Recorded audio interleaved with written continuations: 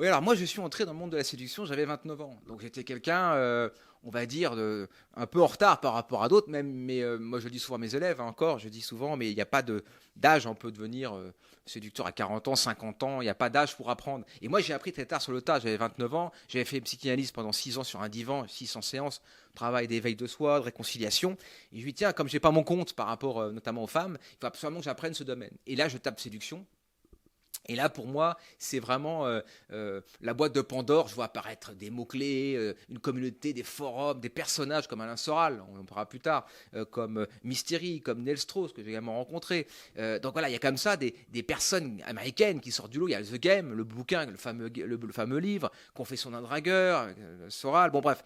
Donc il y a tout un langage, un savoir à maîtriser. Et ça devient passionnant. Je passe un an quasiment sur Internet à absorber les bouquins, les PDF d'Angelo. Bon, c'était voilà, une mine d'or extraordinaire. Et je rencontre des gens, 2 personnes, 10 personnes, 30 personnes, ça devient fou parce qu'à l'époque, il y avait les mecs sur réunissaient place Saint-Michel, ils étaient une trentaine, tous habillés avec des chapeaux, ce qu'on appelle le PCK à la place, le pickpocketing, histoire de sortir du lot pour aller draguer les filles dans la rue. Mais c'était très touchant. Il y avait vraiment un esprit de corps et un esprit de groupe que j'aimais beaucoup. Et c'est vrai que c'était touchant parce que il y a beaucoup de personnes qui sont après devenues mes amis. Hein, donc voilà, c'était un bon moment. Et puis dans ce milieu, il y avait aussi donc des coachs séduction. Et les coachs d'édition, il y avait Eurise, qui s'appelle maintenant RIM, qui avait conçu ce concept de la source. Hein, le concept de la source qui est intéressant parce que c'était quelqu'un qui pensait qu'il fallait être en résonance avec notre ADN, notre histoire et faire sortir le meilleur de nous-mêmes. J'aime bien ce concept. Et il avait bien synthétisé, un peu comme Delavier avait synthétisé le concept de la calorie hein, comme indicateur de puissance, de volonté de puissance, de force. Hein, la calorie, voilà, l'accumulation calorique pour voilà, être un homme fort et puissant. Donc Rice avait comme ça créé le concept de la source et je l'ai rencontré plusieurs fois. C'est un mec sympa, notamment à Lyon. Je sais maintenant qu'il fait autre, je sais pas s'il fait autre chose maintenant, mais qui était aussi inspiré beaucoup par la culture architecturale. Je sais qu'il aimait beaucoup les voitures de sport. Bon, c'était un gars intéressant à rencontrer et comme ça, j'en ai rencontré plein d'autres. Et puis un jour, je rencontre sur Internet. Alors là, alors justement, c'est pour répondre aussi à la vidéo qui a été faite, je crois, avant-hier, sur Stéphane Edouard. Alors ça, Stéphane Edouard, c'était pour moi, Stéphane Edouard, c'était vraiment, oui, c'était un peu l'ennemi imaginaire. Moi, je suis un dandy, donc j'aime bien provoquer et surtout les plus forts. Hein, j'aime pas m'attaquer aux plus faibles. Et c'est vrai que Stéphane Edouard, c'était au début le premier. Hein, Spike Séduction, c'était le premier. Et ce gars était marrant parce qu'il avait quand même promis à créer des ateliers, des séminaires, tout. Euh, Très bon businessman, hein, très bon businessman, très bon marketeur, mais très mauvais coach, hein, nullissime. C'est-à-dire que pas beaucoup d'humanité, pas d'empathie, pas beaucoup d'humour, et ce qu'on appelle un peu un psychorigide. Et c'est vrai que moi j'adore ces gens parce que moi je suis plutôt un fantaisiste et c'est vrai que parfois j'aime bien piquer les gens un peu psychorigides. Et Stéphane était toujours un peu, je crois, j'ai récemment vu, mais c'est un psychorigide, c'est un mec, voilà, il est plein de ce qu'on appelle de résistance, de défense, hein, voilà. Et moi celui-là je vais me le faire parce que je trouvais ça assez marrant. Alors parfois j'en ai fait un peu trop. J'étais un peu trop fou quelquefois, c'est vrai, je reconnais. Et donc, voilà, donc c'est vrai que souvent, je m'attaquais un peu à lui sur Internet. Bon, c'était pas méchant, mais c'était, voilà, des petites piques sympathiques. Mais d'ailleurs, en faisant ça, je me suis fait aussi un nom. Hein. Donc c'était aussi, c'était ça marrant. Et récemment, j'ai vu donc sa vidéo, et il parle d'Alain Soral. Il avait tenté de recevoir Soral. Il avait reçu Soral, je crois, en conférence un jour. Mais il avait été tellement mauvais et tellement fou, si tu veux, en sa présence, que l'autre l'avait regardé. Enfin, ça n'avait finalement pas rebondi, ça n'avait pas buzzé, parce que l'autre l'avait regardé qu'un mépris, une condescendance abjecte, en fait, tu vois. Et du coup, ce type-là. Alors Alain Soral, pour lui, ça a été vraiment presque. Je sais qu'il a mal digéré parce que moi j'avais le chic à l'époque de rencontrer des gens importants. J'ai rencontré Soral, Roconcourt, j'ai rencontré Hollande, j'ai rencontré Sarkozy, j'ai rencontré plein de gens dans ce milieu. Alors c'est quand même dingue. Mais moi j'y arrivais. Et je sais qu'un jour, lorsqu'il a appris, j'avais fait l'interview avec Alain Soral, Alain que je connais bien en plus. Parfois il m'écrit, j'écris, je connais bien Alain Soral. Et c'est vrai qu'il l'a mal pris parce que sa communauté disait mais pourquoi est-ce que ce mec arrive à avoir Alain Soral et pas toi? Alors c'est sûr qu'il avait mal pris. Et alors le pire, c'est qu'après Alain me dit, faisons le cocktail Becoming avec tous les gens, tous les jeunes, quarantaine de personnes. Alors là, c'était pour lui, je crois que c'était voilà, il s'est senti débordé par quelqu'un qui, voilà, avait beaucoup plus d'envie, de désir, de conquête. Et voilà. Donc moi, j'ai rencontré Alain Soral et alors Stéphane Edouard dit que c'était un condescendant, mais pas du tout. Au contraire, je le connais bien. C'est quelqu'un de très sympa, à qui j'écris de temps en temps. J'ai pas de problème avec lui. Donc voilà. Donc les jeunes qui étaient venus là à l'époque étaient très contents de voir Soral durant ce meeting et voilà. Donc bon. Sans compter aussi Nels Strauss que j'ai rencontré et d'autres personnalités importantes comme Rocancourt aussi que j'ai rencontré et d'autres personnes que j'ai rencontrées. Et c'est vrai que Becoming, à l'époque, l'agence de coaching, reposait beaucoup sur les personnalités. Hein. Donc c'est vrai que c'était un peu ma marque de fabrique. J'ai rencontré des personnalités comme je suis à la base journaliste. Voilà. Et puis un jour, il y a 2 ans, je crois, j'arrive à Montmartre. Montmartre, c'est là où je vis. Et je vois, j'arrive dans une rue avec un pote et je vois Stéphane Edouard. Enfin, parce que ça fait 5 ans que on s'attaquait un peu mutuellement sur Internet. Et je vois Stéphane Edouard arriver. Il était sur une terrasse avec une dame, une vieille dame, je crois. Que j'ai un jour croisé dans la rue. C'était il y a très longtemps, j'étais en date. J'étais en train de manger une côte de bœuf avec une nana. Et le type, je le crois dans le 18e. Et je le croise dans la rue. Et j'ai dit, bah, tiens, bah, je vais aller le voir, je vais aller le voir. Et donc j'y vais et tout, je suis content de le voir. Pour moi, Becoming, c'était un jeu. Stéphane, c'est pas pareil. Pour lui, c'est un truc très sérieux. Et moi, c'était un jeu. J'ai plein d'activités. J'ai une boîte de production de visuels.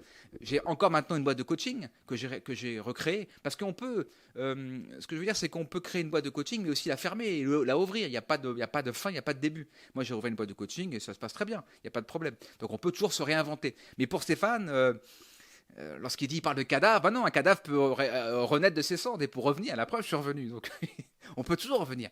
Et donc, je vois Stéphane à la terrasse du café et je vais donc le saluer. Alors, non, alors Stéphane Edouard ne se lève pas puisqu'il reste assis. Je me rappelle bien, donc c'est pas là ce qu'il a dit. Donc je me lève, je lui serre la main. Alors non, je crois pas qu'il m'a brouillé la main, mais bon, à nouveau, c'est encore Stéphane Edouard. Donc, et je lui parle, je lui dis, ça me fait plaisir de te voir. Après, on s'était toujours parlé sur Internet un peu à coup d'invective. Bon, c'était bon, voilà. Donc c'est vrai que je le salue, puis voilà, cordialement, je lui parle gentiment, il n'y a pas de problème. Moi, j'étais passé à autre chose. Puis je me suis aussi un peu calmé, finalement, entre guillemets. Puis j'ai même évolué aussi par rapport à beaucoup de choses de la vie. Donc j'y allais sereinement, il n'y a pas de problème. Mais c'est pas lui qui est venu à moi, c'est moi qui suis allé venu à lui, parce que je l'ai vu au loin. Donc je suis allé parler, moi j'aime bien les gens. Donc voilà pour l'histoire de la rencontre avec Stéphane. Moi je suis allé le voir, il n'y a pas eu de problème. Moi, je crois que. Alors, après il m'a dit sans rancune. Bah, ça, j'ai pas compris. Si un jour il voit cette vidéo, c'est sans rancune. Mais Stéphane, c'est un brave mec, c'est un brave gars qui toute sa vie, je pense, fera ce qu'il fait. Ça fait 15 ans qu'il fait ça. Il a jamais changé, Stéphane. Moi, j'ai fait d'autres choses. J'ai fait la danse, j'ai une boîte de prod, je suis journaliste, je fais plein de trucs. J'ai encore une boîte de coaching. Je suis un peu multitâche. Mais Stéphane, je pense qu'il fera tout ça toute sa vie. Et c'est bien. Je crois que il a besoin de sa communauté. Il a besoin de fans, c'est bien, tant mieux. Et puis attention, il y a un truc aussi qu'il faut dire, c'est que Stéphane Edouard, c'est quelqu'un qui a du mérite, c'est quelqu'un d'origine très modeste. Très populaire, Stéphane. Il faut voir que moi j'ai un ami commun, Stéphane, que je connais, et qui m'expliquait d'où il venait. C'est quelqu'un, alors les gens ne comprennent pas pourquoi il est un peu arrogant et un peu condescendant. C'est quelqu'un qui surjoue sa caste. Vous savez qu'en France, il y a les castes et les classes. Hein. Les castes, c'est quelle est ta naissance. Et c'est vrai que Stéphane vient d'une caste modeste, très populaire. C'est pour ça que les gens ne comprennent pas pourquoi il a besoin de surjouer l'arrogance, la condescendance, l'intelligence. D'ailleurs, il dit souvent, moi je suis souvent entouré par des gens de CSP+. Tu vois, c'est marrant parce que tu vois, quand tu l'es, tu n'as pas besoin d'en parler. Quand tu l'es au fond de toi-même, quand tu as vécu ça, tu dis pas je suis entouré de gens CSP+, tu sais qui tu es. Donc tu n'as pas besoin de parler de ça. Donc voilà, donc Stéphane, c'est quelqu'un qui vient d'origine populaire. Donc il a quand même du mérite d'avoir ce qu'il a fait. Hein. Il a évolué, il a progressé, et puis il essaie cette volonté de puissance qu'évoque Nietzsche souvent. Donc voilà, il faut voir d'où il est parti. Donc voilà, moi j'en veux pas. Et c'est vrai qu'à l'époque c'était des guerres un peu de tranchées, mais qui étaient, pour moi c'était sympa. Mais ce que j'aimais beaucoup, c'était quelqu'un qui était un peu rigide. Et quand tu le vois, c'est que c'est quelqu'un qui a pas d'humour, il est complètement tétanisé. Alors Stéphane, c'est un peu le mec, tu sais, c'est un peu le faux self. Le faux self, c'est chez Winnicott, hein, c'est des agents de résistance. Quelqu'un qui est toujours dans la résistance et qui met du vernis sur les visages. Hein, il ne veut pas se livrer lui-même, mais authentique. Donc c'est quelqu'un qui a beaucoup d'agents de résistance. Agent protecteur, ce qu'on appelle le faux self chez Winnicott. Et oui, ça, Stéphane, c'est ça. Mais à côté, je vous dis, il y a des qualités. Hein. Il était très bon commercial, très bon marketeur, mais vraiment un coach nullissime, un très mauvais coach. Donc voilà l'histoire avec notamment Stéphane Edouard, ce que j'ai pu vivre. Ce qui est vrai à la fin, là où je suis d'accord avec lui, c'est par rapport au site. Oui, effectivement, je voulais passer à autre chose, créer une boîte de prod, et je dis tiens, je vais vendre le site de coaching. Donc j'ai écrit à 8 personnes, les 8 coachs, dont Stéphane. Je dis voilà, bah, je me tire. Pour moi, le jeu s'arrête, mais pour moi c'était un jeu. Mais lui, il comprenait pas ça. Et je te dis voilà, bah, le jeu s'arrête, et donc je vais donc vendre le site. Donc je vends le site. Finalement, un autre coach, notamment avec les articles, tout ça. Et voilà. Donc, mais oui, effectivement, j'ai rendu le site, mais bon, pour moi, c'était Stéphane ou un autre, je m'en foutais. Pour moi, c'était un jeu. Et lui, il le prenait vraiment de manière très sérieuse. Hein, c'est marrant. C'est comme ça, les personnalités. Voilà, bon voilà, donc voilà, c'était un moment intéressant, mais en tout cas, non, mais en tout cas, Soral, je l'ai bien rencontré, je le connais très bien, et c'était une excellente rencontre que j'ai pu avoir. Donc voilà un petit peu les personnages que j'ai pu rencontrer en France, en tout cas. Après, j'ai rencontré Nel Strauss, notamment, qui était venu en France, et j'ai rencontré également, il y avait également Rocancourt, un grand gangster que je connais bien. Voilà, donc il y avait comme ça des personnages étonnants, et donc, normalement, Stéphane Edouard, le fameux Stéphane Edouard, que je salue, parce que moi, j'ai rien contre lui. C'était plutôt assez marrant, c'était du jeu, c'était la fantaisie. Je suis un fantaisiste, hein. Eldandit, un fantaisiste. Le snob n'est pas forcément un fantaisiste, hein. C'est quelqu'un qui tient beaucoup à son image et qui tient beaucoup voilà, à sa propreté visuelle, on va dire. Hein. Donc c'est marrant, de caractères opposés. Voilà, donc en tout cas, moi, ça restera un bon souvenir. Mais voilà, la preuve que moi, je suis revenu il y a 2 ans, j'ai un petit de coaching maintenant, bon, c'est parallèle à mes activités, mais ça me permet de.